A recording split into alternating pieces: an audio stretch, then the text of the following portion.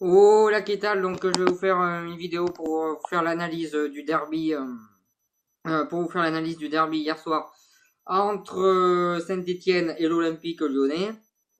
Donc d'abord je vais faire l'analyse du match de Saint-Étienne, ensuite de l'Olympique Lyonnais, et ensuite je vais revenir un petit peu sur les accidents qu'il y a eu avec les supporters. Donc pour commencer Saint-Étienne, bah, ils ont fait un match. C'est vrai que dès la première minute, ils ont créé une occasion par Amouma.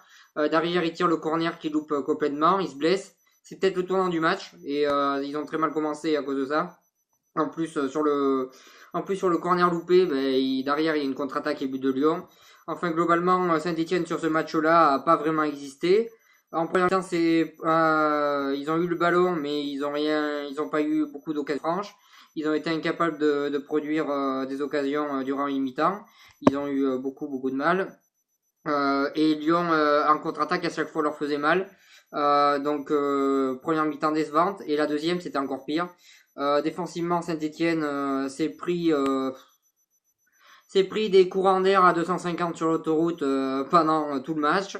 La défense a été prise à droite, à gauche. Enfin, ils ont été totalement dépassés par les Lyonnais. Ils ont été bien en dessous. Et quand on voit le résultat final, il est mérité parce qu'ils ont été vraiment en dessous. Le milieu de terrain, ils se sont fait passer, ils n'ont pas vraiment existé, ils n'ont pas vraiment su exister. En attaque, c'est pareil. Match très décevant de Saint-Étienne et c'est même très inquiétant pour la suite parce que là on a vu un niveau très faible de la part de Saint-Étienne. En attaque, il s'est rien passé, au milieu non plus, en défense non plus. Et voilà donc c'est vraiment un match catastrophique. Et je voulais aussi parler d'autre chose, de leur attitude. Ils ont fait des fautes très graves. Ils ont fait des fautes très graves. Ils ont fait des fautes lamentables qu'on ne doit pas voir dans le football professionnel. Ils ont eu un comportement lamentable en faisant le match qu'ils ont fait. Et en plus en faisant les fautes qu'ils ont fait, qui sont tout simplement lamentables. On n'a pas à avoir des trucs comme ça dans le football. Je suis désolé à un moment donné. Faut peut-être redescendre un petit peu et arrêter de faire n'importe quoi. Alors après, je veux bien que quand on est stéphanois, tailler du Lyonnais, tailler les joueurs lyonnais pour être apprécié du public, ça peut être pas mal, mais on est quand même là pour jouer au foot et pas pour faire une guerre de tacle par derrière. Donc attitude lamentable des joueurs stéphanois. Et leur match a été tout aussi lamentable. Après, moi j'ai rien contre Saint-Etienne. Honnêtement, je préfère Saint-Etienne que Lyon, mais ils ont eu une attitude lamentable.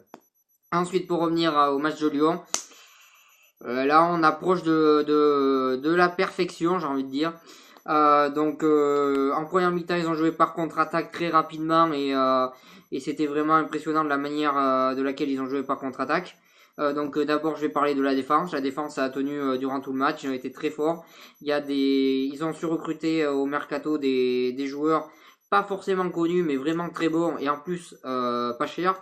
J'en dirais, je suis en train de parler d'un produit de je sais pas quoi,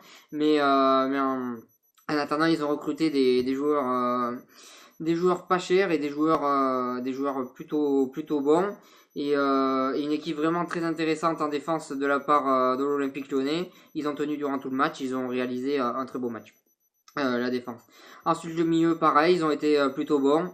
Et l'attaque c'est du très haut niveau. Il y a Traoré qui est pas mal du tout. Il y a Mariano Diaz qui est un bon joueur. Il y a Depay qui est un bon joueur quand il a envie de donner des ballons. Très personnel mais plutôt un bon joueur. Et il y a Fekir qui à l'heure actuelle, Fekir, il est tout simplement sur un nuage, il est tout simplement au-dessus de tout le monde, il est très impressionnant. Moi, je pense qu'il est encore meilleur qu'avant sa blessure. Il a fait un match énorme hier, il fait des matchs énormes depuis le début de la saison. Vu le niveau qu'il a là, j'ai envie de dire que à la fin de la saison, il restera pas à Lyon parce que là, c'est vraiment du très haut niveau, c'est une technique impressionnante. Je prends du plaisir à voir jouer ce joueur et c'est pas forcément un joueur que j'apprécie. Et pourtant, quand je le vois jouer, il est d'un très haut niveau. La, la, L'attaque lyonnaise produit vraiment un football magnifique. C'est joué très très bien sur contre-attaque et en attaque placée. Donc ils savent tout faire, ils sont complets cette attaque lyonnaise. Et c'est vraiment une très belle attaque. Et ce match-là, ils ont été largement au-dessus. Ils ont su dominer Saint-Etienne. Ils ont été au-dessus et ils ont su les dominer en attaque, en défense, au milieu de terrain, dans tous les compartiments du jeu. Ils ont été vraiment très très impressionnants. Et cet Olympique lyonnais-là peut largement finir dans les 3 premiers, devant notamment l'Olympique de Marseille. Voilà. Ensuite, pour parler de l'attitude des supporters stéphanois, donc je vais pas revenir sur les fumigènes au début du match, ça m'intéresse pas spécialement. Donc je vais revenir sur au moment où Nabil Fekir il marque le but. Alors honnêtement, j'avais dit que quand Messi avait fait ça lors du Classico, j'avais dit que c'était lamentable et que c'était un geste que je voulais pas voir sur les terrains de foot. Alors je pense toujours que c'est un geste que je ne veux pas voir sur les terrains de foot, des mecs qui chambrent avec leur maillot devant le public. Voilà, après il a quand même, j'ai pas envie de le défendre, mais il a quand même des circonstances atténuantes. Il a failli se faire casser la jambe 2-3 fois par des joueurs stéphanois. Les joueurs stéphanois l'ont taclé d'une manière qu'on n'a pas à voir sur un terrain de foot, d'une manière lamentable et inacceptable. Donc après il a un petit peu craqué mentalement, ça peut se comprendre. Peut-être honnêtement je me mets à sa place et je me dis peut-être que j'aurais craqué aussi mentalement. Euh, donc euh, voilà, après il a craqué, il a montré son maillot devant les supporters stéphanois, il les a bien chambrés. C'était un geste à pas faire parce que c'est des choses qu'on ne doit pas faire. Mais là il a quand même des circonstances atténuantes parce que vu comment que il a été taclé plusieurs fois, il a été insulté, je l'ai entendu plusieurs fois par tout le public stéphanois.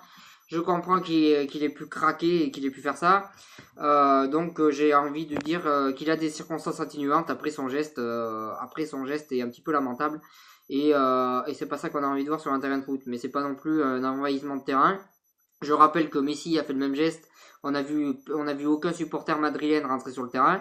Ronaldo a fait le même geste. On a vu aucun supporter barcelonais rentrer sur le terrain. Icardi a fait le même geste face au Milan AC. On a vu aucun supporter du Milan AC rentrer sur le terrain. Et bien sûr, quand ça se passe en France, je vais même pas dire à Saint-Etienne, sinon si le peu de supporters stéphanois qui vont m'écouter, ils vont commenter et voilà. Donc je vais dire dès que ça se passe en France, bizarrement, il y a une émeute limite sur le terrain. Donc les supporters français, voilà, c'est franchement pas terrible. C'est des images qu'on veut pas voir dans le football, je le redis. Voilà ce que j'avais à dire pour cette analyse d'un match totalement à sens unique. Je peux pas dire autre chose. Donc voilà, merci de m'avoir suivi. Si vous avez aimé cette vidéo, n'hésitez pas à partager, à cliquer j'aime et à en parler autour de vous. Je vous remercie de m'avoir suivi et je vous souhaite une bonne continuation.